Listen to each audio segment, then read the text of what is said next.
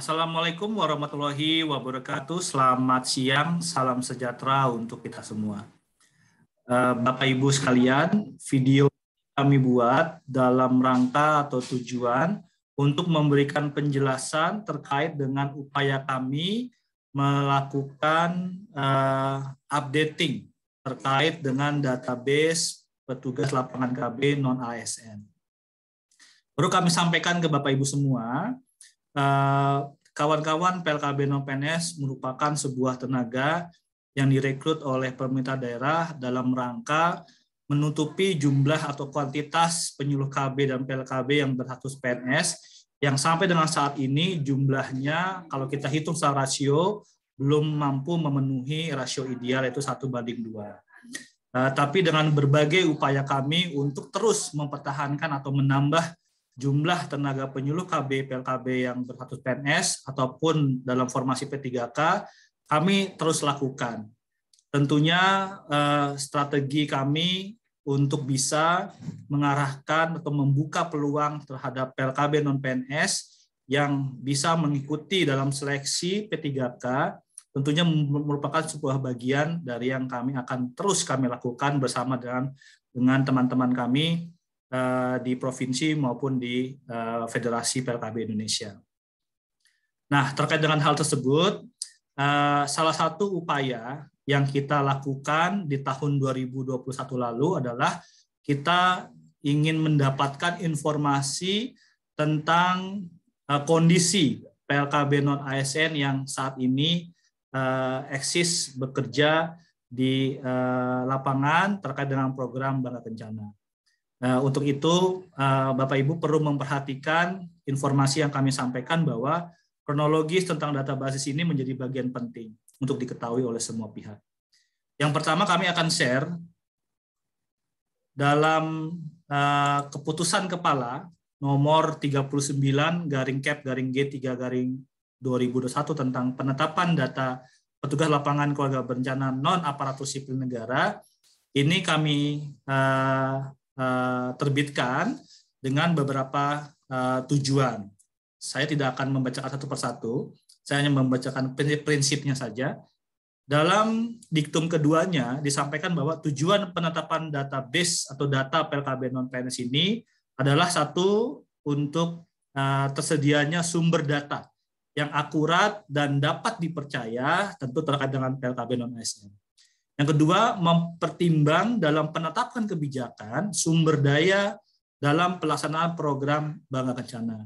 Tentunya kalau menggunakan bahasa tujuan di poin B ini tentu mengarah salah satu kebijakan yang mengarah ke P3K yang kita bisa capai di tahun 2021 yang lalu dengan formasi 4046, meskipun disayangkan kita hanya bisa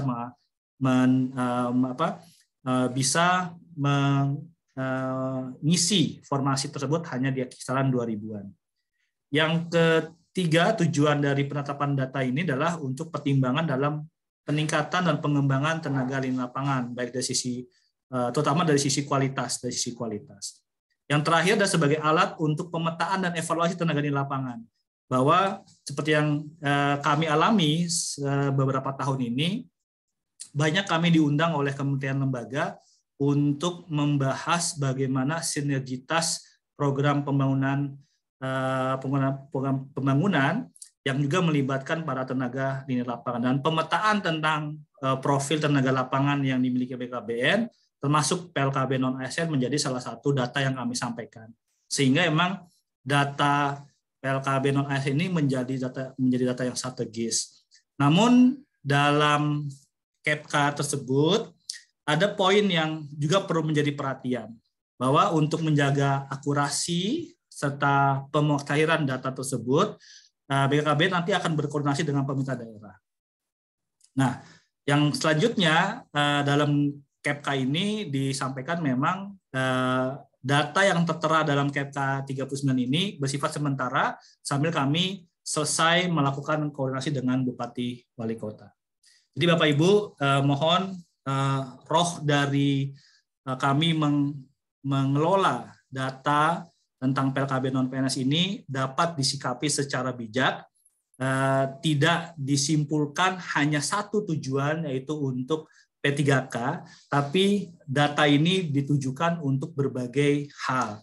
Salah satunya tentu memang ke arah P3K, dan salah tiganya adalah terkait dengan bagaimana kita mendapatkan pemetaan kondisi tenaga lapangan, khususnya PLKB non-ASN, serta sebagai upaya kami merencanakan persiapan peningkatan kapasitasnya ataupun kebijakan-kebijakan lain di luar P3K, seperti BOKB dan sebagainya. Nah, masih di tahun yang sama, tahun 2021, dan terutama setelah kami selesai mengkoordinasikan dengan pemerintah daerah yang difasilitasi oleh perwakilan BKBN provinsi, terbitlah KEPK selanjutnya, yaitu KEPK tentang KEPK nomor 126 garing G3 garing 2001 tentang data petugas lapangan keluarga berencana non aparatur sipil negara. Jadi dalam KEPK tersebut ada penekanan lagi. Yang pertama adalah penekanannya bahwa adanya terdapat data yang terbaru yang kita cantumkan dari data yang sebelumnya, yang tentu berdasarkan dari koordinasi dengan pemerintah daerah. Kalau kami total memang ada di sekitar 17.000 data ini, dan data ini juga kembali lagi mempertegas bahwa tujuan dari data ini salah satunya untuk menetapkan kebijakan sumber daya dalam pelaksanaan program bank rencana, untuk peningkatan dan pengembangan tenaga lapangan, pemetaan evaluasi, dan untuk usulan pengadaan. Sekali lagi, tidak satu-satunya data ini digunakan untuk usulan pengadaan, tapi untuk berbagai tujuan. Nah, tentu data ini akan menjadi data yang terus kami lakukan akurasinya dengan melakukan pemutaran dalam setiap 6 bulan, sesuai dalam KEPK yang tertera dalam 126. Nah, ketika KEPK ini diterbitkan pada bulan September tahun 2001, 6 bulan setelah KEPK ini terbit, tentu kami langsung menginisiasi surat dari Deputi Admin, ya kami sampaikan surat dari Deputi Admin. Bentar, ya ini surat nomor 111 garing BL.01 garing G3 tahun 2022 di tanggal 4 Februari 2022 yang baru terjadi beberapa hari yang lalu. Ada 5 poin. Poin yang pertama bermaksud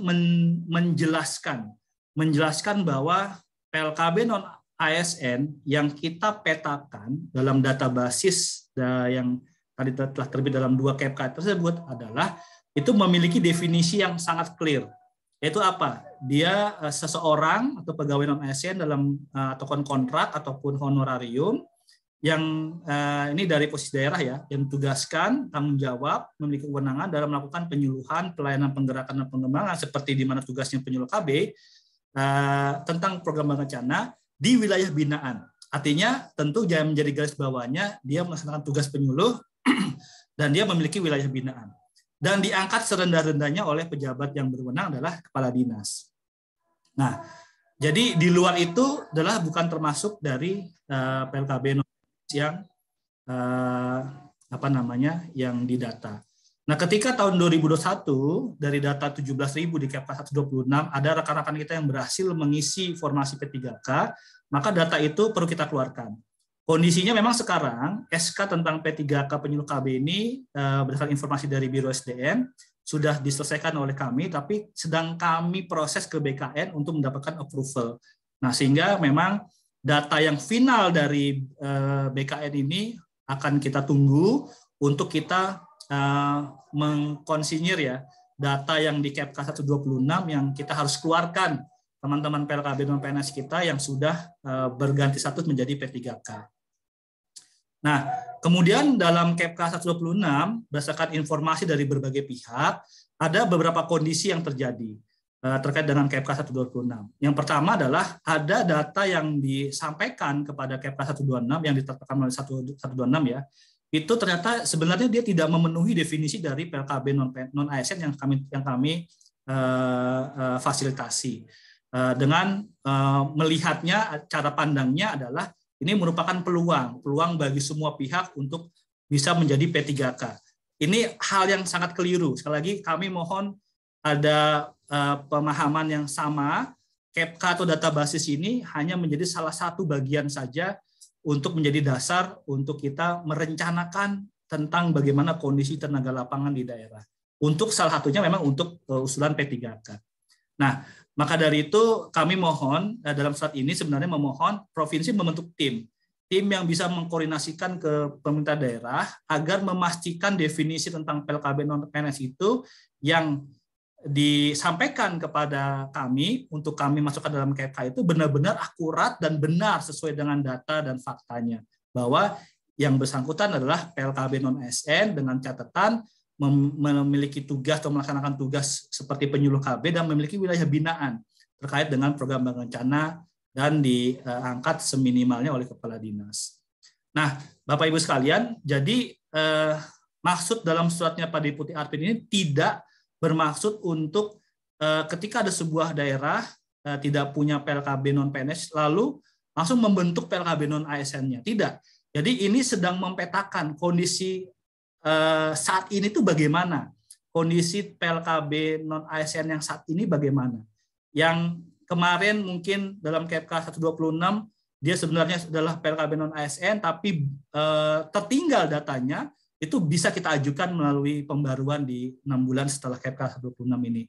Jadi sekali lagi kami tegaskan, ini bukan dalam rangka untuk mendorong semua pihak mengusulkan seseorang atau sekelompok orang menjadi PLKB non-ASN. Tidak. Tapi kami sedang mendata PLKB non-ASN yang saat ini yang sudah bekerja, meskipun dengan rata-rata pengalaman kerja yang berbeda-beda, tapi yang sudah bekerja sesuai dengan definisi PLKB non-ASN.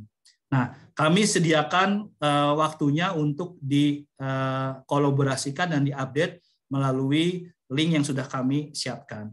Tentu kami juga ingin mendorong bahwa karena kami juga punya sistem Newsiga di mana mencatatkan tentang kondisi tenaga lapangan khususnya PLKB non-ASN untuk didata, maka dari itu kami mohon provinsi bersama dengan pemerintah daerah kabupaten kota bisa mencatatkan kondisi real yang namanya PLKB non-ASN sesuai dengan definisi itu ke Newsiga. Dengan nanti hasil dari pencatatan tersebut di Newsiga akan kami telaah, kami konsider kembali agar kondisi fakta itu bisa mendapatkan titik temu yang sangat baik. Kedepan, ketika data ini memang akan dijadikan salah satu untuk rujukan formasi atau mekanisme P3K, itu tentu dapat kami lakukan juga. Tapi tidak satu-satunya. Yang kami sedang butuhkan, yang jauh juga lebih penting dari database ini adalah kami mengetahui pemetaan PLKB non-ASN saat ini yang benar-benar melakukan tugasnya di wilayah binaannya, memang strategis untuk kami bisa potret, bisa kami tingkatkan kualitasnya, bisa kami petakan untuk penerima manfaat BOKB, dan terakhir bisa kami usulkan untuk perubahan-perubahan kebijakan agar bisa menjadi P3K atau sebagainya.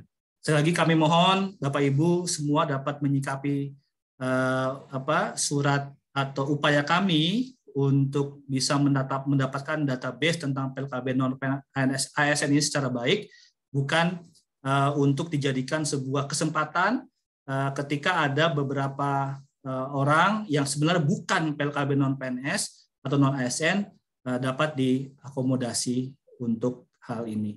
Demikian yang dapat kami jelaskan. Permohonan maaf kami jika ada hal-hal yang kami ucapkan salah atau tidak tepat. Tentu kami akan mengkoreksinya jika ada hal-hal yang kami belum sesuai.